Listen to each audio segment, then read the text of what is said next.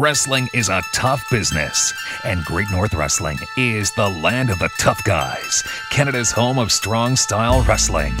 The Great North Wrestling Podcast is the official podcast of Canada's most popular wrestling YouTube channel, The Hannibal TV, hosted by two-time Canadian champion and former national champion in freestyle wrestling, Olympic trials silver medalist in Greco-Roman wrestling. Trained in the Hart family dungeon, he has over 15 years experience in the wrestling business as a wrestler and working behind the scenes in numerous companies. Hannibal, the Death Dealer, aka the Hannibal TV, lead reporter Devin Nicholson. This is Hannibal, the Death Dealer here, and we have a very special guest today on the Great North Wrestling Podcast. He's from one of the most popular wrestling podcasts on the internet, the Two-Man Power Trip of Wrestling Podcast. I've been on it several times, so I'm happy to have this man, Chad, on the line for the Great North Wrestling Podcast, and he has recently started a second podcast with former ECW World Champion, the franchise, Shane Douglas, and that's on Eric Bischoff's IRW network. So it's a pleasure to have you on, Chad. How's everything going with you and your podcast? You must be an extremely busy man. Oh my gosh. Well, Hannibal, it is always a pleasure to speak to you. One of my favorite guests that we've ever had on the show. I absolutely love listening to all your stories, and I've always had a great time chatting with you, whether it's offline or online. So very happy to be with you today, and yes, very, very, very busy with multiple podcasts now, and sometimes never know if there's ever going to be a free minute in the day. And you're also working with Jim Ross, I heard. He's been giving you a few plugs on his podcast. I guess you're bringing him in for this upcoming ECW Arena event coming up. Yeah, August 12th at the former ECW Arena, now known as the 2300 Arena in Philadelphia, Pennsylvania, where we all be a part of the Icons of Wrestling Convention. And it's now, I think it's in its fourth or fifth installment of the Icons of Wrestling, and we've watched this convention grow and grow with every single one that there's been, and now we'll be teaming up with Jim Ross for this event, and we can't wait. And yes, JR, not only did we have a great interview with him that was about an hour and 20 minutes, but yeah, we heard him plug the show this week on the Ross Report, which is great because he kind of wanted to put to bed all of the critiques of his New Japan G1 special commentary, and he said he's only going to talk about it with us and on the Ross Report, and that was pretty cool to hear. And I actually heard him talking about that on the Ross Report, and I think it's ridiculous that people would have actually had those type of critiques. I have not seen the show yet from New Japan, but I just have so much respect for him as an announcer. So to think that from what I understand, I guess Don Callis was one of the people critiquing him, or his people. Well, it's a lot of people. I mean, it's unfortunate to see, and I only saw night one because that was on Access Television, and I didn't get a chance to check out anything they did with night two. But, look, JR self-admitted that it wasn't his best broadcast, and he wasn't as prepared maybe as he should have been. But, yeah, it's absolutely ridiculous. You do not trounce on, the commentary of, well, we've all pretty much said in our generation here, the greatest wrestling commentator in history. And whether it's Callis or it's the Young Bucks or very surprisingly Tama Tonga from the Bullet Club calling JR out for not knowing the guys' names, not knowing the angles, not knowing the storylines, if I were those guys, I probably wouldn't have done it, but there's also been a little bit of rhetoric out there that maybe is company-driven that these guys said the comments that they did. I can't confirm that. I've just heard that through some of the sheets, if you will, but I don't know. It's just when the wrestling world turns on a guy like JR, you got to shake your head because obviously WWE doesn't think he's doing a bad job as they're bringing him back into the fold about as hard as they could possibly ever with these two assignments that he's had recently with the UK tournament and then with the Young Classic thing. And me personally, I would rather have Jim Ross commentate one of my matches unprepared than Don Callis commentate my match totally prepared, just from a wrestler's perspective, just because Jim Ross, in my opinion, he's the greatest commentator of all time, hands down. There's a lot of seconds. Jesse Ventura would be second in my book. Bobby Heenan. There's a lot of favorites that I've had over the years, but the ability that Jim Ross has to tell the story of a match, even if there is a couple mistakes here and there, it would just be such an honor to have him call a match. And who knows, we may see that in the future for one of my matches. But I'm definitely on Jim Ross's side as far as that situation goes. I can't believe anyone would say anything negative about that.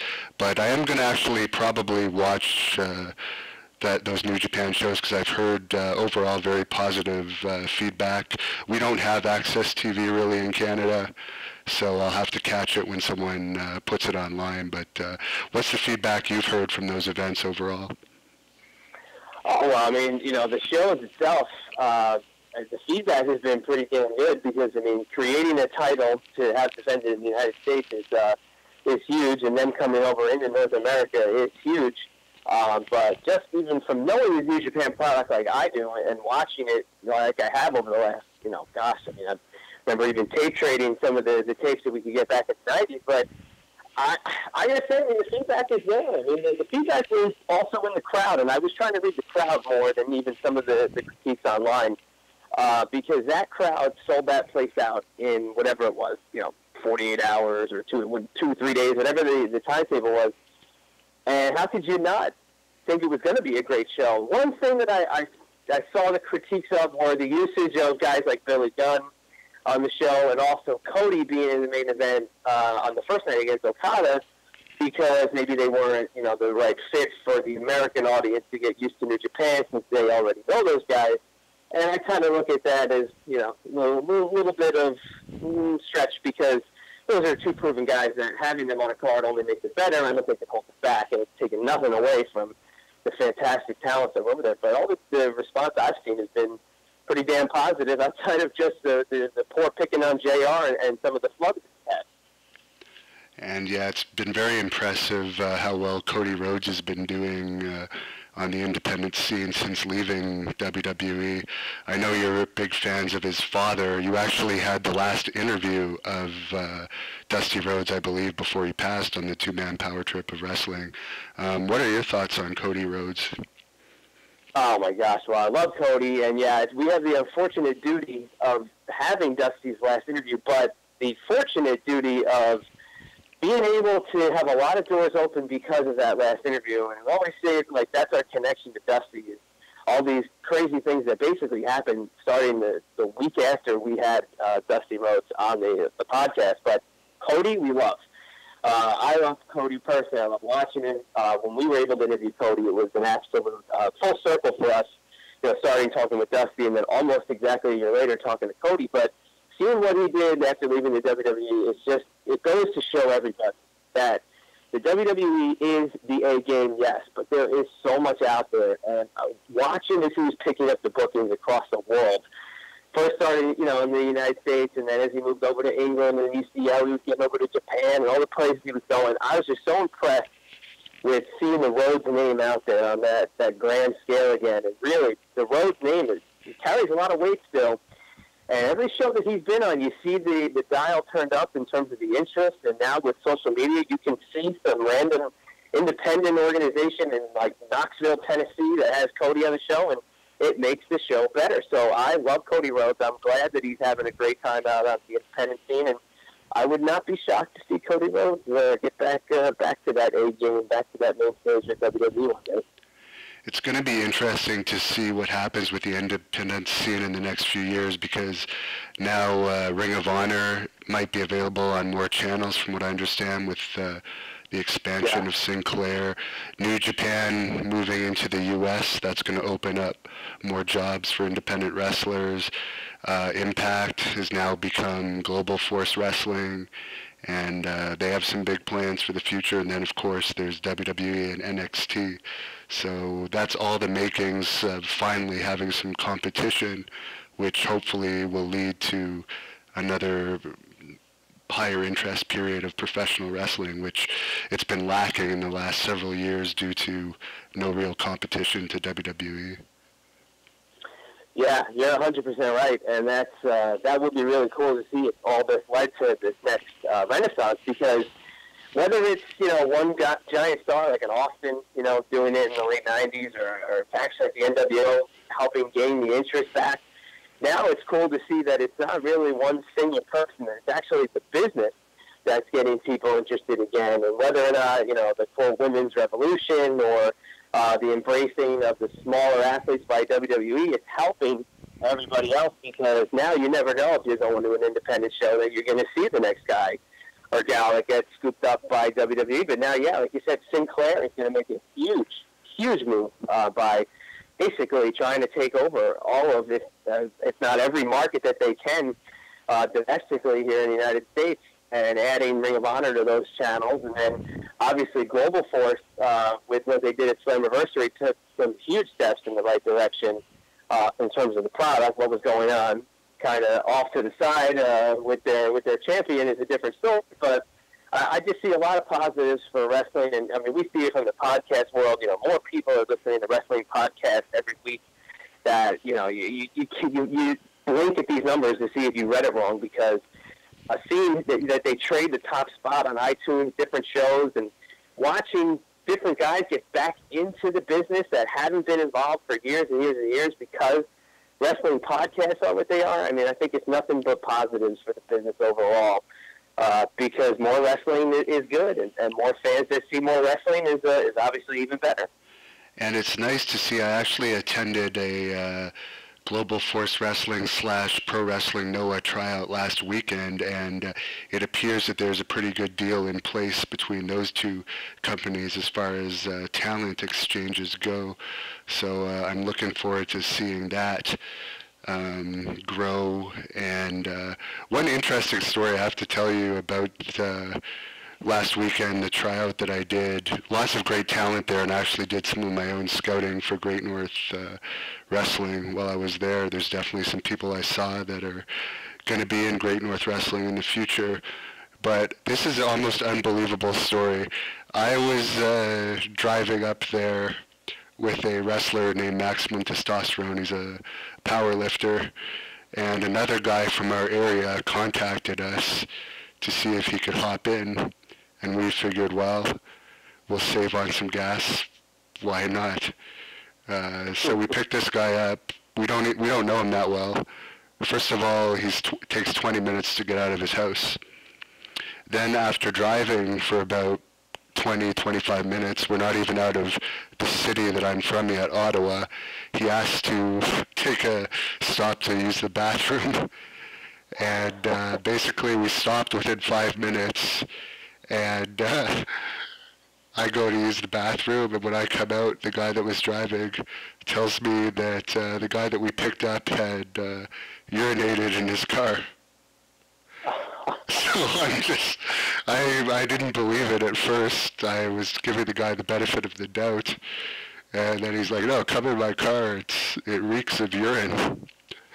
And, yeah, the car smelled like urine, so the guy comes out of the bathroom and he's wearing like khaki shorts, and there's a huge puddle of urine all over his shorts. And then the guy I was with confronted him. He said, "Did you pee in my car?" And he actually denied it. Well, his pants are like just covered in urine. So basically, we demanded $20 to help pay for the cleaning of it, and we left the guy at the gas station. But that's the only experience I've ever had that within 20 minutes of a wrestling trip, a guy has actually gone to the bathroom all over himself. And we had to smell that smell in the car it was about a 7-hour drive from where we were to get to the tryout, which is in Windsor, Ontario, which is near Detroit. And it was just unbelievable smelling that. And I just find it funny that the guy did that because he didn't end up going to the tryout. He couldn't get a ride. And of course, he'll never work for Great North Wrestling again after pulling something like that. but just an unbelievable experience. But it was pretty cool to see all the talent that was there, and I think Global Force Wrestling is in good hands with guys like Scott D'Amore and Jeff Jarrett back in charge of things, because it seemed like things got a little crazy with Dixie Carter towards the last few years. Oh my gosh, yeah, understatement of the century, because it became a huge laughing stock. But obviously, we've all watched it. It still managed to stay above water, and they still managed to, lose television networks, lose talent like crazy, but they still always hung around. And this resurrection now by Jeff Jarrett, which is almost apropos because obviously Impact TNA was Jeff Jarrett's baby, but I find it very cool to see that you would say something like that, because I know you've known the prior world of some of the politics of Impact in the past. And I guess, an interviewer by nature and myself, I wanted to flip the script for a second, ask you a question about that tryout. Now, did you catch that vibe from them, that there was a little bit of a difference in that they're looking at the dawning of a new era, and they are now going to really seek out some of that different new talent, rather than maybe go about it the way TNA used to and just kind of, pick up a guy here or there? It didn't really matter what they had done. They just needed the body, whereas now they're going on their recruitment, which is what Global Force had did before it obviously teamed with Impact. I won't really comment on that, because to be honest, I was there more for the Noah side of things than TNA, and there does appear to possibly be, hopefully, I'll keep my fingers crossed, maybe some future on there, but I think I was definitely more on the Noah side of things than the Impact side of things. So as far as what they're looking for, if it's any different than what they have been, I can't really comment on that. But definitely for my side, it was definitely, I want to go to Japan. I believe that's where my style of wrestling will fit in the best. And I believe with the guys I feuded with, like Terry Funk, Abdullah the Butcher, I was trained by the Hearts. They've always trained people in Japanese style that I would fit in well in Japan. I do that hard-hitting style. So for Impact, I don't know. I can't say really, but that is a good question, but I don't want to get myself in any trouble, so I'll keep my mouth shut on that. But definitely, I think it's my second nature. I don't mean to put you on the spot. It's my second nature. You got my inquisitive eyebrows up. But I will say, I will comment on this. You did say that with us on our show last time we had John, is that you want to get to Japan. And whether or not this works out with Noah, obviously we're rooting for you 110%, because I know how bad you do want to get to Japan, and referencing all the guys that you've feuded with and you've trained under. Obviously, I know it's a huge goal for you. And speaking of feuds, I'm actually in the middle of a feud right now with a guy you interviewed recently, Wes Brisco, who was lucky enough to, very underhanded tactics he used, but he managed to get the Great North Wrestling Canadian title recently before a crowd of over 1,000 fans in Pembroke. And the Aces and Eights, who he had when he was in TNA, actually played a big role in his victory in this match. But I want to make an announcement for anyone listening to this right now. Not only will Wes Brisco's manager, Dark Cash, be handcuffed to the Great North Wrestling Commissioner at the Great North Wrestling event in Ottawa, August the 5th, where I'm going to get my rematch for the title, but Alain Moussi from the new Kickboxer movies, he was just in the first Kickboxer remake that George St. Pierre was in, Cain Velasquez was in, lots of big names, and now he's going to be in the next one with Mike Tyson.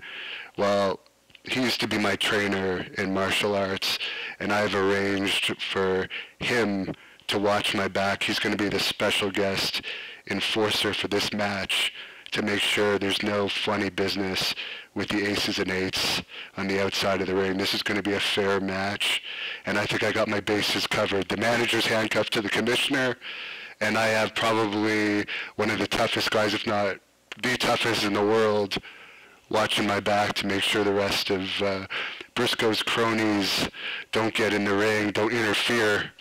Some handcuffs came into play in the last match, and the crowd wasn't happy about it. I wasn't happy about it.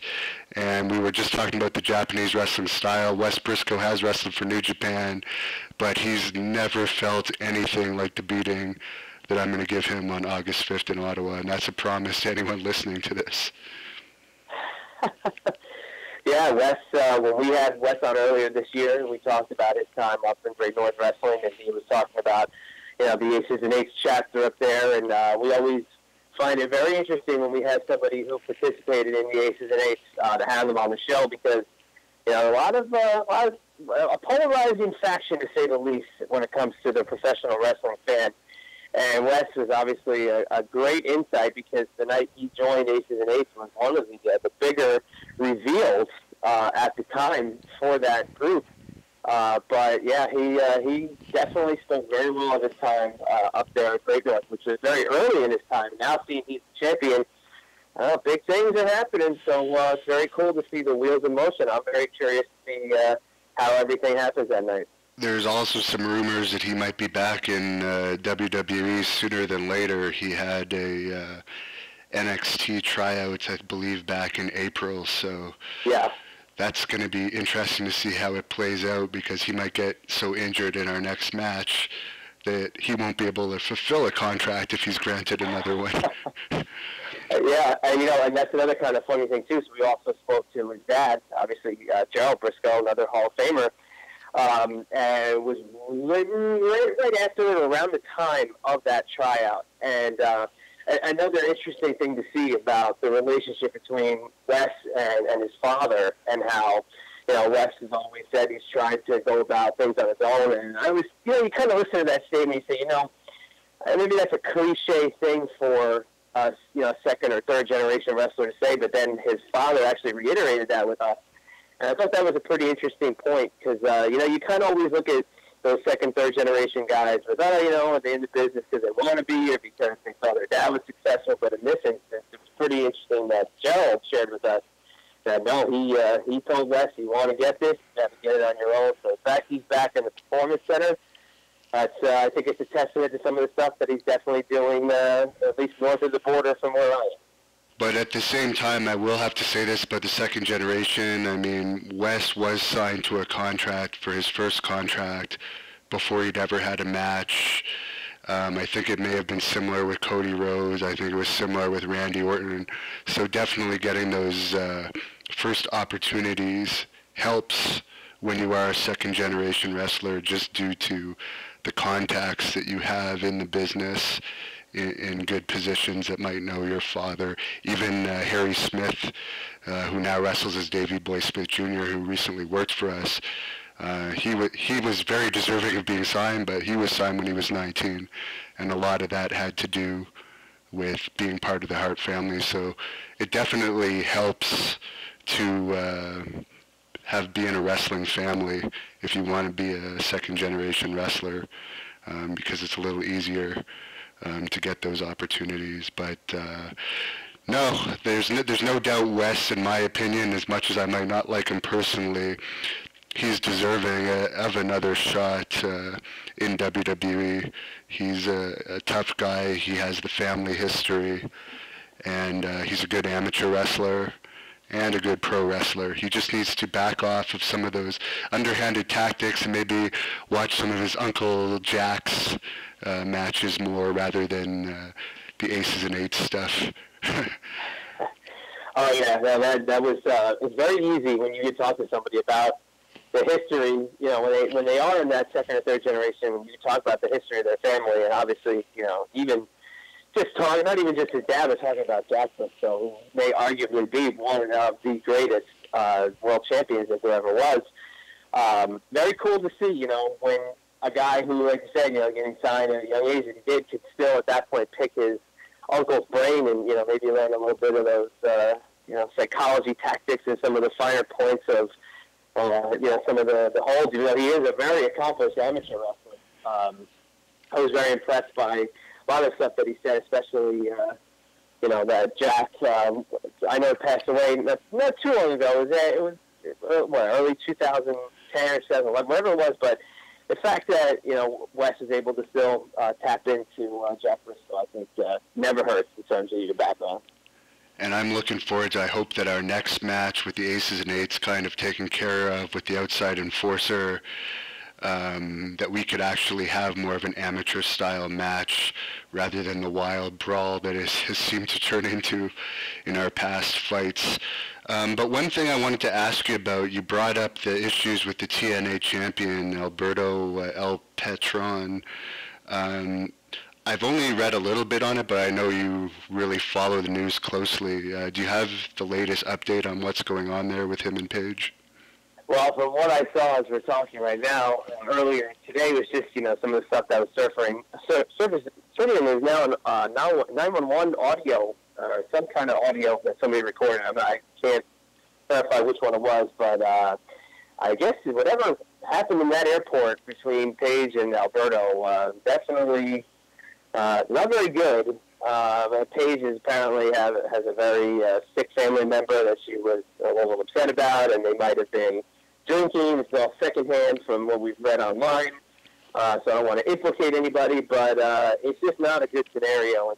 Global Force went ahead and they definitely suspended Alberto, which everybody's saying that's a move that they had to make and they had to announce, and it's good on paper, but the only thing I don't understand about it, and I'd like to know what you think about it too, is if you indefinitely suspend somebody, but you've already taped a few weeks of programming, does that mean that you have to edit that off your programming? That's the only thing that I don't understand about this whole scenario. It's not a good pickle to be in where there's some domestic violence, accusations and stuff flying out there, but they indefinitely suspended it, but I think they've already taped some television. So I'm kind of curious to see how that actually plays out. Yes, because I believe they've taped television until mid-August, so that does put them in a bit of a bind.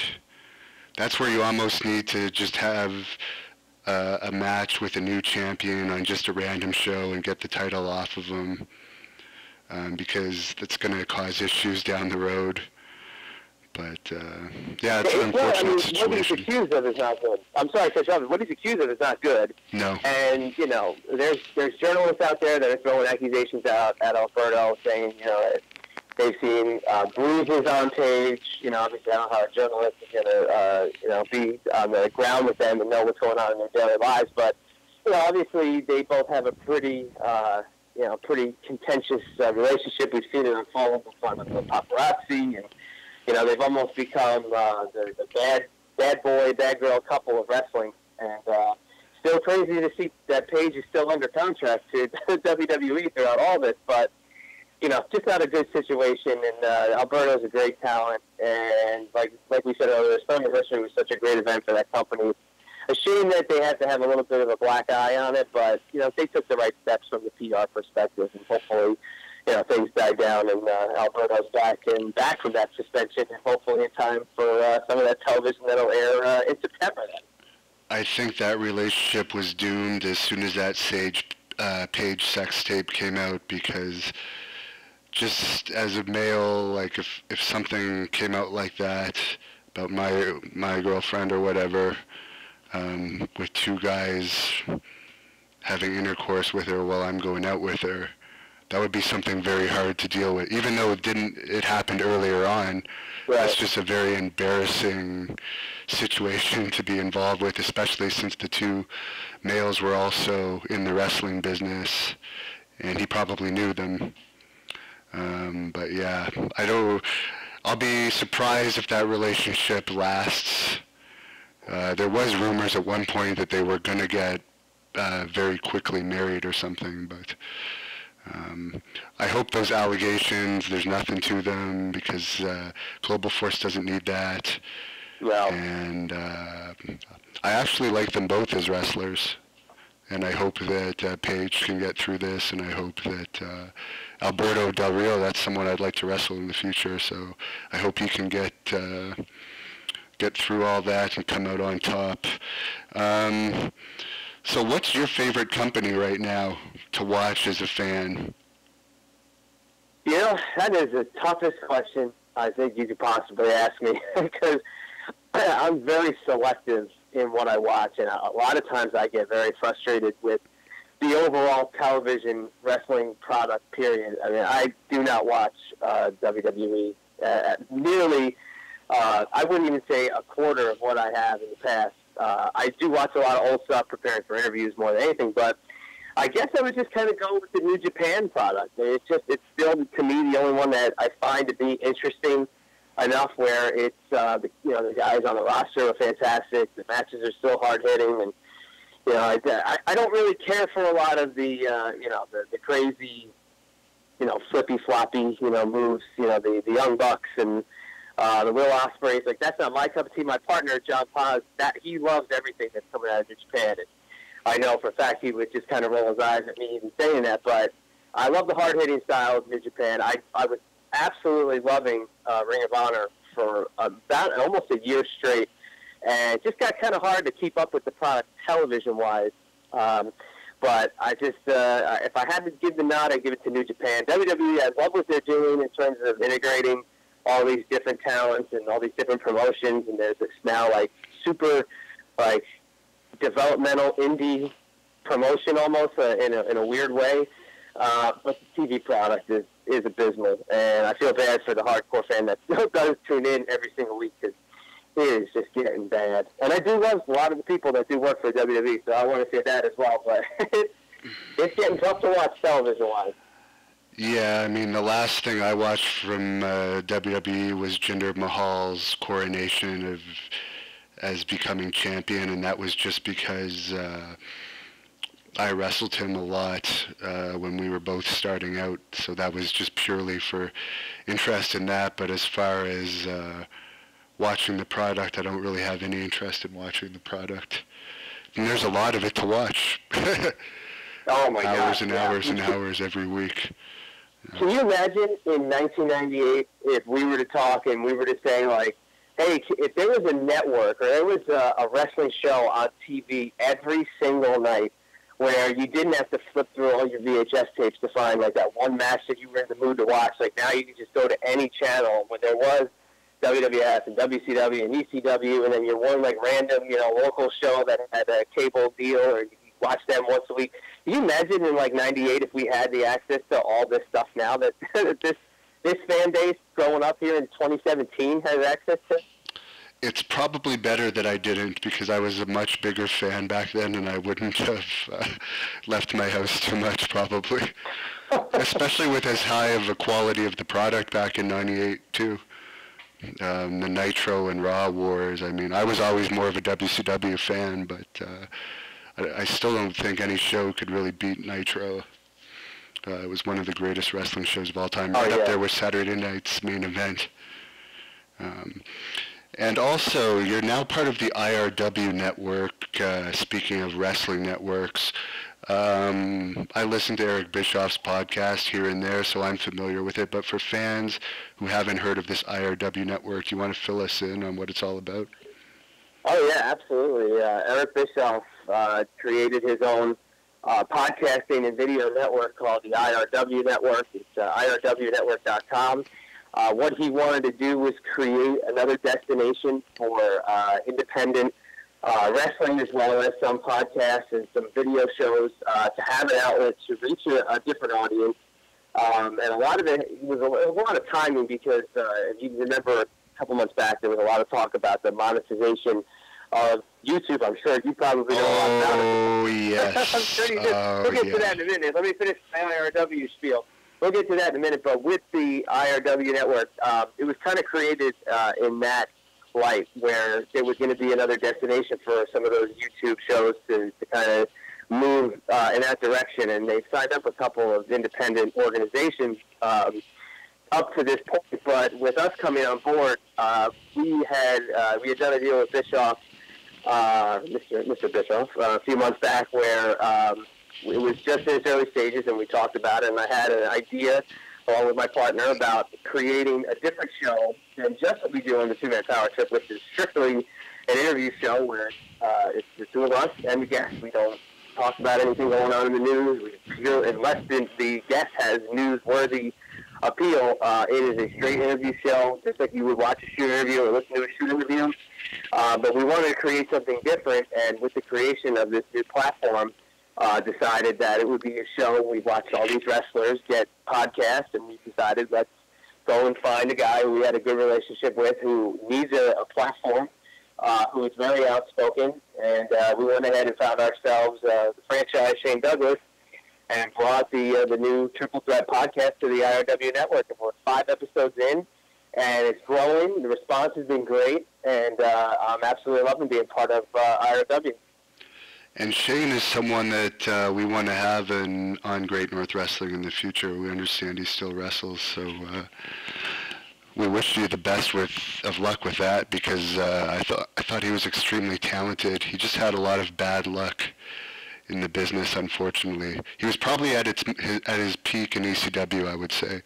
Used the best, because he did get that push as Dean Douglas in WWE, but I think there was just too many forces against him at that point. Oh my gosh, yeah. I mean, he's been more than outspoken about the issues that he had with Vince McMahon and WWF in the mid-'90s. But yeah, his ECW, obviously, he was the franchise ECW, from '93 to when he left in '95, and then when he came back at the end of '95, and then through when he departed in '99, I believe, to WCW.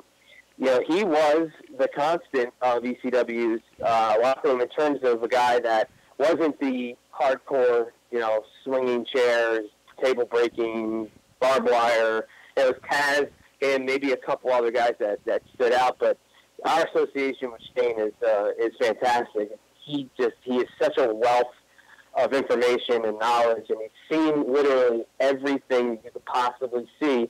And he's still going. He still wrestles. And he's got shots every weekend, and he's still an asset to the business, and he's definitely a guy that, when given an opportunity, still shows you that he's the franchise. And he could cut his legs off, but he could still cut that franchise promo, because the guy is absolutely explosive. And if anybody remembers a franchise Shane Douglas promo, all it needs is a little bit of fire, and you'll get that pretty instantly, giving him a topic to talk about, and that's why this podcast he absolutely loves it, and it's been a lot of fun, I guess, and it's pretty much a highlight of my week right now.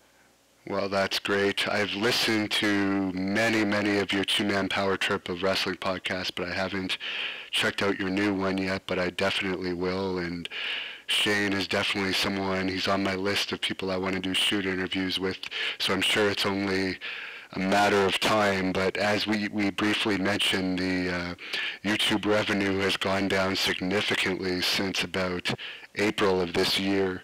YouTube, I don't know exactly what caused it, but I guess they deemed wrestling rated R content or something. Maybe you know more about it than I do, but basically cut any YouTube revenue dramatically.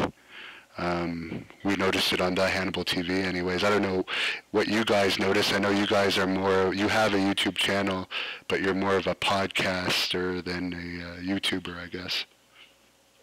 Yeah, well, what they did was they deemed wrestling content to be non-advertiser friendly. So when you click on that the Hannibal TV shoot interview, whether you pick whichever one it was. And I mean, I have so many of yours that I love. I mean, I love you and Jacques Rougeau in the barbershop. That might be my favorite one. But let's just say you pick that video and you go to listen to Jacques Rougeau talk about the Dynamite Kid fight.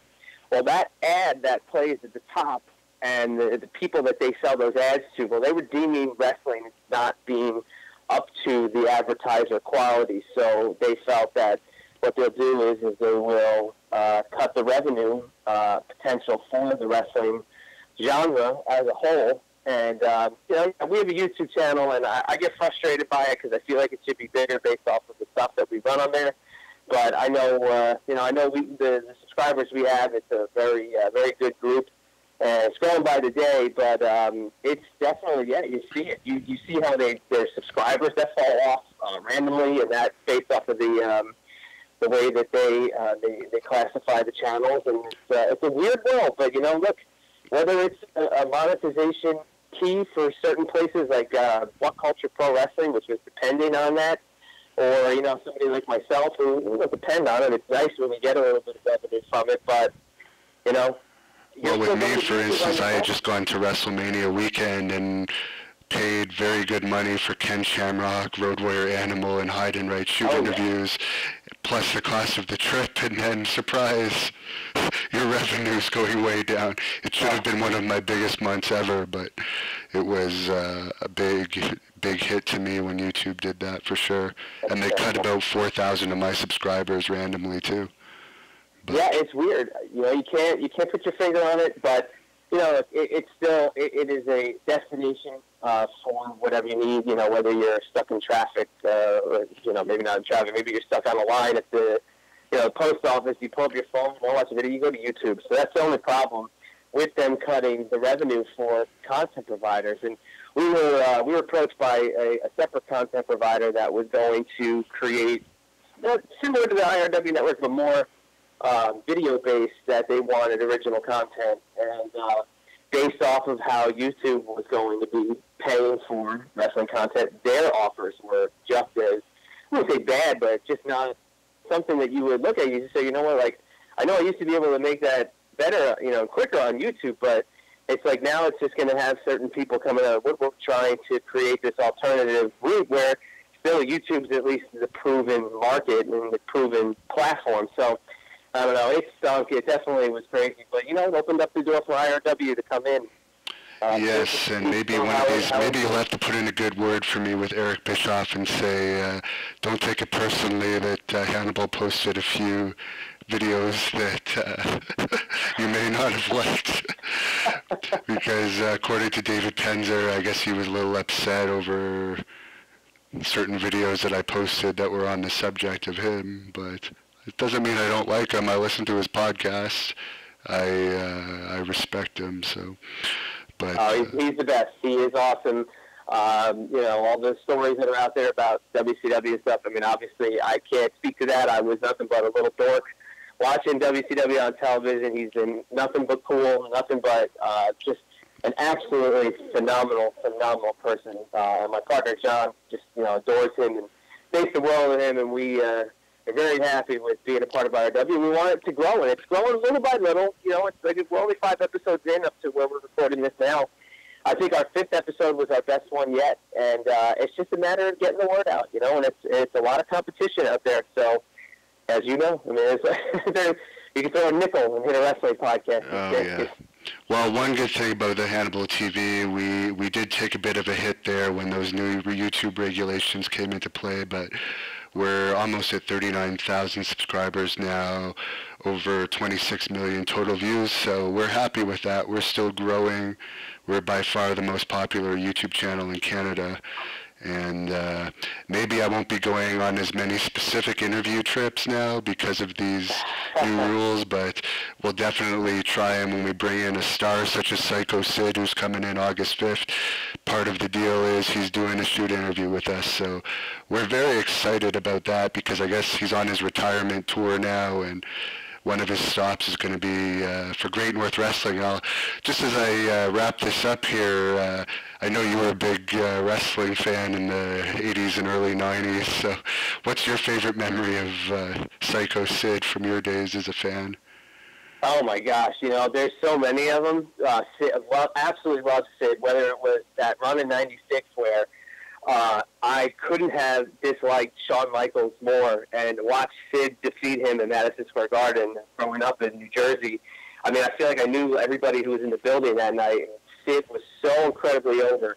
It's hard to not pick the 96 win versus Shawn Michaels at the Survivor Series, but, I loved him in WCW. I was a big fan of the Powerbomb, but I got to go WWF. I am the WWF guy through and through, and when he came in as Sid Justice and the WrestleMania 8 press conference that he did where he wasn't selected to be the #1 contender for Ric Flair, and the essential lead-in to the heel turn against Hogan is my absolute 100% Psycho, Sid Vicious, Sid Justice moment, because his reaction, if you go, please, I urge anybody listening, go find this clip, when they're announcing who the #1 contender is, which ends up being Hulk Hogan. When they look over, it's Jack Tunney looks over at Hogan, and it's Hogan, Piper, Sid, and Sid starts to stand up that he's the #1 contender, but it's really Hogan, and Hogan's like, yeah, all right. and Sid crumples the paper and gets all ticked off. My absolute favorite Sid promo is after that press conference. I can't love that moment anymore.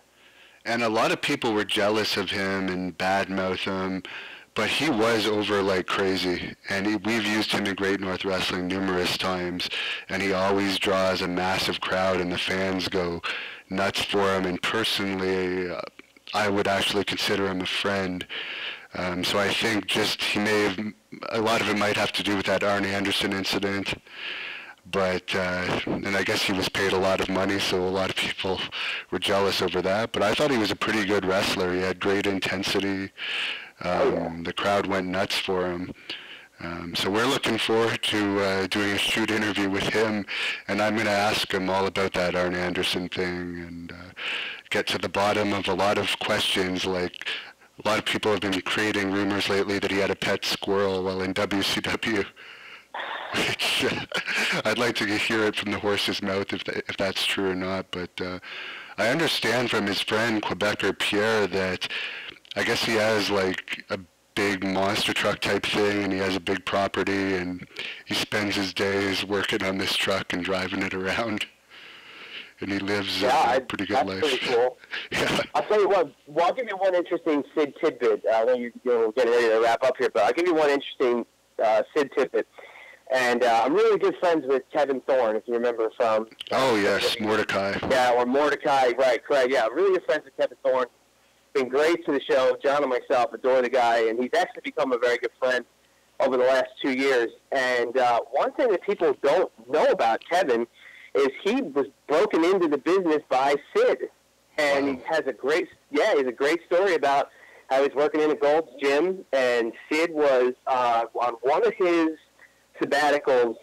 Maybe he was injured, but he was in between. I think he might have been either in between WWS and WCW or just getting into WCW, but that's when Kevin met him.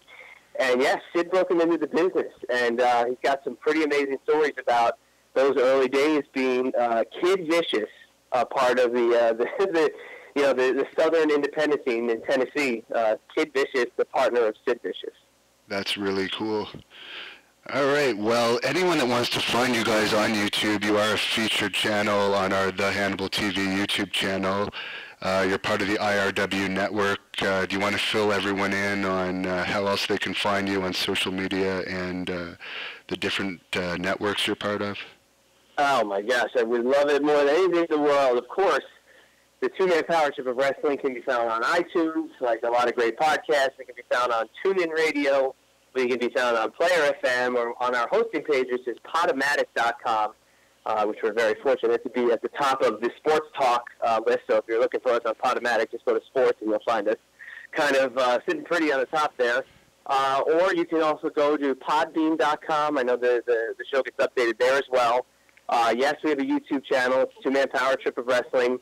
I update per episode probably anywhere between 2 to 5 clips, depending on who the guy is and how much they say. Try to get as much out there as possible.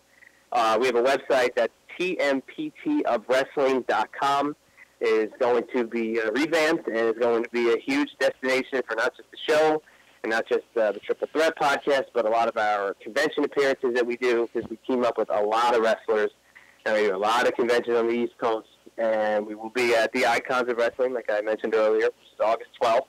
In Philadelphia, Pennsylvania, with good old JR, Jim Ross, and you can get the information for that on our Facebook page, which is facebook.com/TMPT of Wrestling, and of course, like we also mentioned, the IRW Network. Every Monday, you will get a brand new Triple Threat podcast featuring the franchise Shane Douglas, and myself, and my partner John Paz, and the Two-Man Power Trip of Wrestling, and there can't miss. Because you get Shane going on the topic, especially.